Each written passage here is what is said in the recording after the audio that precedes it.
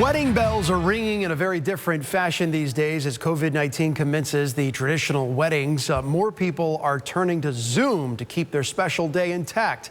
ABC Action News reporter Vanessa Ariza tonight with the story. They are perfect for each other.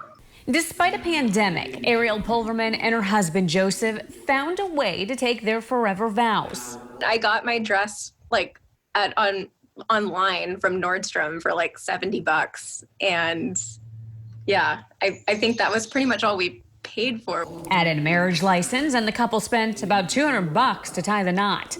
If you're asking how, it's because of this. They held their wedding via Zoom in California, where they live. It was my idea. I didn't want to plan a wedding that we couldn't have, and seeing everyone delay. And for me, the whole part of getting married was the union between us. After seeing friends cancel their weddings because of COVID-19 and the unknown of when it's safe for large groups to gather again, they pulled the trigger and made plans to marry just a few months after their engagement.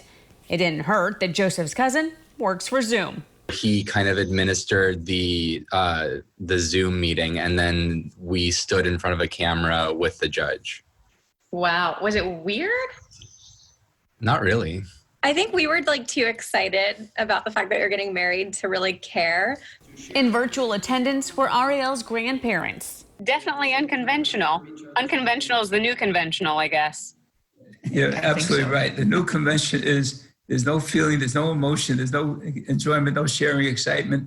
They live here in the Bay Area and wouldn't have been able to attend the wedding even if it were held in person. That said, it just wasn't the same. Years ago, this didn't exist. There's no way you could possibly share their happiness and share their enjoyment.